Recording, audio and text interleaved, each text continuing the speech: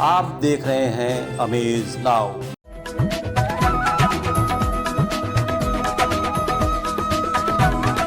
कमियां एक दूसरे की क्या खूब देखी हमने, खूबियां रिश्ते की गजब नज़रअंदाज में। नमस्कार, मैं हूं अरविंद श्रीवास्तव। आप सभी का स्वागत है अमेज नाउ की एक खास पेशकश एस्ट्रो वर्ल्ड नाउ। आज हम एक बार फिर हर सप्ताह की तरह इस बार भी अपने साथ ज्योतिषाचार्य मनीष मोहन जी को साथ में लेकर आए हैं और हमेशा की तरह आज भी नवमंडल में ग्रहों की स्थिति, साप्ताहिक राशिफल के अलावा खास तरीके से जो मूलांक पर जिनके पास कुंडली नहीं है, किन्हीं वजहों से वो कुंडली से अपनी कुंडली से दूर है, उनके लिए मूलांक से अपनी दिशा और दशा दोनों तय कर सकते हैं, जान सकते हैं अपने भविष्य के बारे में, कुछ दूर आगे चल सकते हैं सफलता के मार्ग पर। इसके अलावा भी कुछ वास्तु टिप्स आज ज्योतिषाचार्य मनीष मोहन जी हम लोगों को देंगे और कुछ जो कॉलर्स हैं उनकी भी समस्याओं का निदान होगा। तो आइए चलते हैं आचार्य मनीष मोहन जी की तरफ। बहुत बहुत स्वागत है हमारे स्टूडियो में। हमारे दर्शक आपके साथ हैं। ओम गंगणपतये नमः। शुरुआत करते हैं नवमंडल में ग्रहों की स्थिति से। नवमंडल में ग्रहों की स्थिति इस प्रकार है। सूर्य अपने निज राशि तुला से परिवर्तन करके वृश्चिक में आ गए हैं। सूर्य बुध केतु वृश्चिक में, शुक्र धनु राशि में, शनि मकर राशि में, बृहस्पति कुंभ राशि में, राहु वृष राशि में। सप्ताह की शुरुआत में चंद्रमा मिथुन राशि में विराजमान रहेंगे। इस सप्ताह कोई तीज त्योहार का क्या है? 27 नवंबर को भैरव अष्टमी है जी। इसमें कुछ खास बातें बताने वाली? भैरव शनि जनित ग्रहों को शांत करने के लिए भैरव जी का पूजन लाभदायक होता है। इस दिन जातक शाम के समय एक दीपक भैरव भगवान मंदिर में एक दीपक जला करके कुछ नमकीन तरह का पदार्थ जैसे इमरती हुआ, जलेबी हुआ, उड़द की बनी चीजें उनको प्रसाद चढ़ा के बांट दें। जी, बड़ी अच्छी बात है। साप्ताहिक राशिफल पर चलने से पहले एक कॉलर हैं कैंपियरगंज से, रविशंकर। हम इनकी समस्या को सुन लिया जाए जरा हम लोग। नमस्कार, मैं रविशंकर श्रीवास्तव सोनौरा बुजुर्ग कैंपियरगंज गोरखपुर का रहने वाला हूँ। मेरा जन्म तिथि 9 नवंबर 2003, समय सुबह 9:50। मैं अभी कक्षा 11वीं की पढ़ाई CBSE बोर्ड से कर रहा हूँ। मेरा आपसे यह सवाल है कि मैं आगे चलकर किस क्षेत्र के लिए कार्य करूँगा। धन्यवाद। रविशंकर जी, आपने बताया आपका जन्म तिथि 9 नवंबर 2003 प्रातः 9:50 कैंपियरगंज। आप 11वीं के छात्र हैं। आपका लगन निकला धनु, राशि आया मेष, भरणी नक्षत्र के चौथे चरण में जन्म हुआ है। आपका चंद्रमा की महादशा चल रही है 7 फरवरी 2024 तक। आप थोड़ा वाद विवाद से बचें, स्वास्थ्य पर ध्यान रखें। टेक्निकल या बी फार्मा जैसे पढ़ाई आप कर सकते हैं। ज्योतिष उपाय में आप मूंगा 8 से 10 रत्ती का दाएं हाथ के अनामिका में धारण करें। हरि कृपा। जी, तो ये थे रविशंकर जी अभी। और अब सभी जातकों के साप्ताहिक राशिफल। मेष, संतान के तरफ से सुखद समाचार प्राप्त होंगे। आय के नए मार्ग बनेंगे। मीठे खान पान में रुचि हो सकती है। उदर रोगों से सावधानी। वृष, संयम से रहें, क्रोध से बचें। नौकरी में धैर्य बनाए रखें। साझेदारी में मनमुटाव हो सकता है। माता के स्वास्थ्य पर ध्यान रखें। मिथुन, सावधानी से नया कार्य करें। किसी संपत्ति के विवाद की स्थिति से बचें। स्वास्थ्य पर ध्यान रखें। व्यापार में सुधार होगा। किसी धार्मिक उत्सव या धार्मिक आयोजन में भाग लेंगे। जी, तो अभी फिर एक कॉलर हैं और जो अभी आपसे बात किया उन्होंने कैंपियरगंज से, जो रविशंकर जी, वो अपनी बहन के बारे में भी कुछ चिंतित हैं, जानना चाहते हैं। जी, सुन लें उनको। नमस्कार शास्त्री जी, मैं रविशंकर श्रीवास्तव सोनौरा बुजुर्ग कैंपियरगंज गोरखपुर का रहने वाला हूँ और मैं आज आपसे अपनी बहन के बारे में कुछ सवालों के उत्तर जानना चाहता हूँ। मेरी बहन का नाम शिखा श्रीवास्तव है। वह सोनौरा बुजुर्ग कैंपियरगंज गोरखपुर की रहने वाली है। उसका जन्मतिथि 22 जून 1994 है। समय सुबह 6:55 पर। मैं यह जानना चाहता हूँ कि मेरी बहन का जॉब किस क्षेत्र में लगेगा और कब तक लगेगा, और उसकी शादी कब तक होगी। धन्यवाद। जी देवशंकर जी, आपने अपनी बहन जी के बारे में बताया। शिखा श्रीवास्तव जी 22 जून 1994 सुबह 6:55 गोरखपुर। लगन निकला कर्क, राशि आई वृश्चिक, ज्येष्ठा नक्षत्र के प्रथम चरण में जन्म हुआ। वर्तमान महादशा शुक्र में सूर्य 25 फरवरी 2022 तक। आपने पूछा जॉब और विवाह के लिए। 11 फरवरी 2022 के बाद विवाह और कैरियर दोनों के लिए उत्तम समय। निश्चित तौर पे 11 फरवरी के बाद विवाह का योग्य समय है। इनको एक ज्योतिष उपाय में इनको पुखराज रत्न दाएं हाथ के तर्जनी में दिन बृहस्पतिवार को सोने के मुद्रिका में धारण कराएं। हरि कृपा। जी, अभी तक आपने मिथुन राशि वालों के बारे में बताया। अब अगली राशि कर्क। किसी पुराने मित्र से मुलाकात संभव। यात्रा की योजना बन सकती है, उस यात्रा से लाभ होगा। आंखों के रोगों से सावधानी। सिंह। पारिवारिक जीवन सुखमय होगा। स्वास्थ्य के प्रति सावधान रहें। नौकरी के कार्य क्षेत्र में बदलाव। किसी राजनेता से भेंट हो सकती है। कन्या। आय में उतार चढ़ाव के योग। पिता के स्वास्थ्य पर ध्यान रखें। विद्यार्थियों के लिए विद्या में ध्यान केंद्रित करने का समय है। वाणी पर नियंत्रण रखें। जी, फिर एक कॉलर है जी, गोरखपुर से ही हैं, कुलदीप। इनको भी सुन लिया जाए। नमस्कार शास्त्री जी, मेरा नाम कुलदीप श्रीवास्तव है। मेरा जन्म 27 दिसंबर 2001 में सुबह 4:50 पे हुआ था।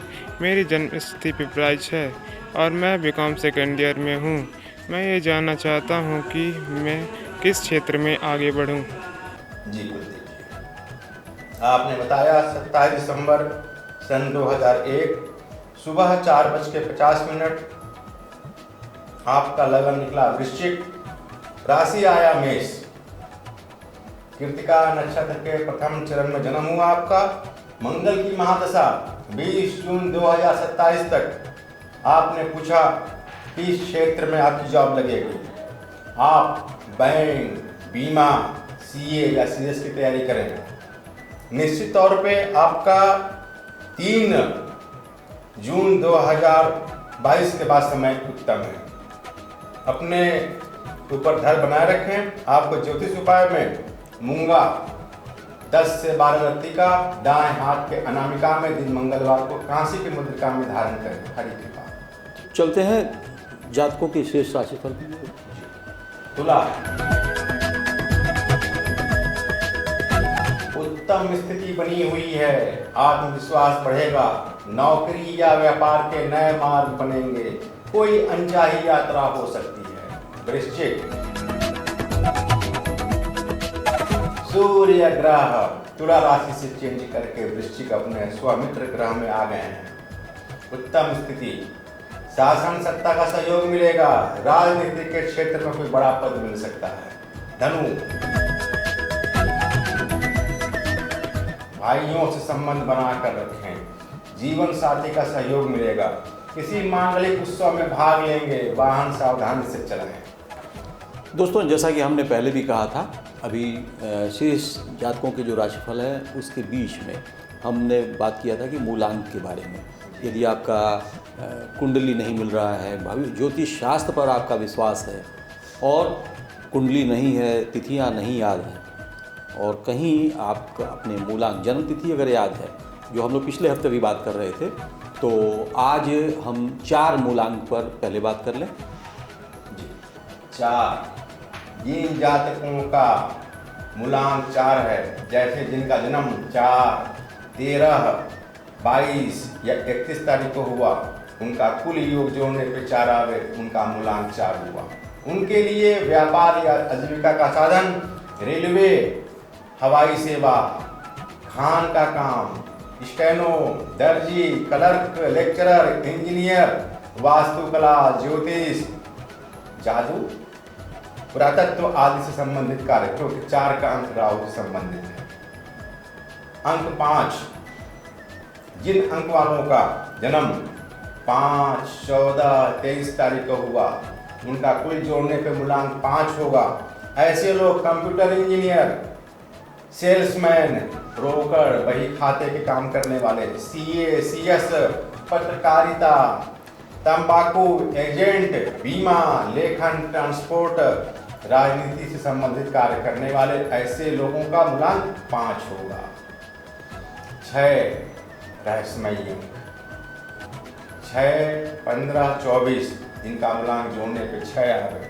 ऐसे लोग आभूषण, विदेशी मुद्रा, आयात निर्यात, खाद्य वस्तुओं का व्यापार, होटल, उपन्यास लेखन, पुस्तक, संगीत, फिल्म, रंगमंच इत्यादि का कार्य कर सकते हैं। जी, एक चीज़ जो मेरे जहन में आया, जी। जैसे आपने बताया कि 4 अंक जो मूलांक 4 का जो स्वामी है या ग्रह है राहु, मूलांक 4 राहु से संबंधित है और 5 ग्रह जो 5 बुध का है, 5 6 नंबर शुक्र का है, 6 शुक्र से।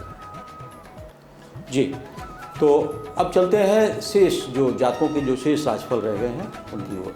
मकर, तनाव से बाहर निकले, कुछ नया कारोबार की स्थिति बनेगी, विदेश यात्रा के योग, उदर रोगों से सावधानी, शिक्षा कार्य में सफलता मिलेगी। कुंभ, कुंवारे लोगों के लिए उत्तम समय है। जिन कुंवारे लोगों का विवाह नहीं हुआ है, उनके विवाह का योग बनेगा। व्यापार या कार्य क्षेत्र में सफलता, उत्तम स्थिति, मन में आत्मविश्वास की वृद्धि होगी। संतान से वाद विवाद से बचें। मीन, धन की उत्तम स्थिति, प्रेम संबंधों में सावधानी रखें। वस्त्र या उपहार पे धन खर्च करेंगे। बड़े वाहन के योग, सप्ताह के अंत में कोई मांगलिक उत्सव में भाग लेंगे। आचार्य जी, जैसा कि पिछले सप्ताह भी आपने कुछ वास्तु टिप्स दिए थे, बिल्कुल। आज भी हम चाहेंगे कुछ खास बातें। जरूर। आज का पहला वास्तु टिप्स, घर का मुख्य द्वार एक ही रखें। खिड़की 2, 4, 6 या सम संख्या में रखें। जहां मार्ग बंद हो, पानी सड़क के आगे नहीं जा पाता हो, वह मकान अत्यंत दोषपूर्ण होता है। आत्मीय मृत व्यक्तियों के फोटो बहुत से लोग कहीं लगा लेते हैं, उत्तर, पूर्व, पश्चिम, नहीं, बिल्कुल हरगिज नहीं। मृत व्यक्तियों के फोटो सदैव दक्षिण दिशा में लगाएं, अन्यथा मानसिक अशांति रहेगी। घड़ी कदापि दक्षिण दिशा में न लगाएं। बहुत से लोग मैंने देखा है घड़ी कहीं लगा लेंगे, कदापि नहीं। दक्षिण दिशा में लगाएंगे तो अपने कोई योगों को न्योता देंगे, कदापि न लगाएं। सबसे अच्छी दिशा होगी पूरब या उत्तर। सोते समय पैर उत्तर दिशा में और सिरहाना दक्षिण की ओर हो। कोई बड़ा खंभा आपके मुख्य द्वार के सामने ना हो। घर की खिड़कियां बाएं से दाएं हैं और घूमने वाली हों। सीढ़ियां या तो पदों की संख्या 3 से भाग देने पे 5, 11, 17, 23, 29 इस प्रकार से हमें वह अच्छा रहता है। भूमि पूजन के पश्चात गृह आरंभ करें। गृह के निर्माण में सड़कों की ऊंचाई का सदैव ध्यान रखें, ऊंचाई सदैव ज़्यादा रहे। अच्छा, बहुत बढ़िया। गृह निर्माण से संबंधित कार्यालय का निर्माण हो, दुकान का निर्माण हो, तो इन बातों का ज़रूर ध्यान रखा जाए। तो आचार्य, आपने बहुत अच्छी, बहुत ही महत्वपूर्ण और गंभीर बातें बताई। इसके लिए हम सभी आपके आभारी हैं। और आज के लिए बस इतना ही। तो अब फिर वक्त हो चुका है अपने दर्शकों से आज के लिए विदा लेने का। ओम गणपतये नमः। दोस्तों, ये थे आचार्य मनीष मोहन जी, जिन्होंने आज फिर एक बार काफ़ी महत्वपूर्ण गंभीर जानकारियाँ दिया और तमाम कॉलर्स की उनकी जो समस्याएं थी उनका भी उन्होंने निदान समुचित उपाय बताया, कुछ यत्न भी बताए। सबसे बड़ी बात है कि जिनके कुंडली नहीं है या अपनी कुंडली से वो दूर हैं और अपनी जन्मतिथि अगर उन्हें याद है तो मूलांक से आप अपनी भविष्य की दशा दिशा तय कर सकते हैं। ये बहुत महत्वपूर्ण बात है। फिर इसके अलावा भी उन्होंने कुछ ज़रूरी वास्तु टिप्स दिए, तो हम सभी उनके काफ़ी आभारी हैं। एक लाइन कहीं लिखी थी तो मैं उसे भी आप लोगों के बीच में शेयर करना चाहता हूँ। दोस्तों, उन लोगों को कभी नज़रअंदाज मत करो जिन्हें आपकी परवाह हो, और उन लोगों की कभी परवाह मत करो जो आपको नज़रअंदाज करते हो। तो आज का सफ़र हमारा यहीं समाप्त होता है। आगे अगले सप्ताह फिर आज के समय इसी समय फिर मिलेंगे। तब तक के लिए हमें दीजिए इजाज़त। नमस्कार।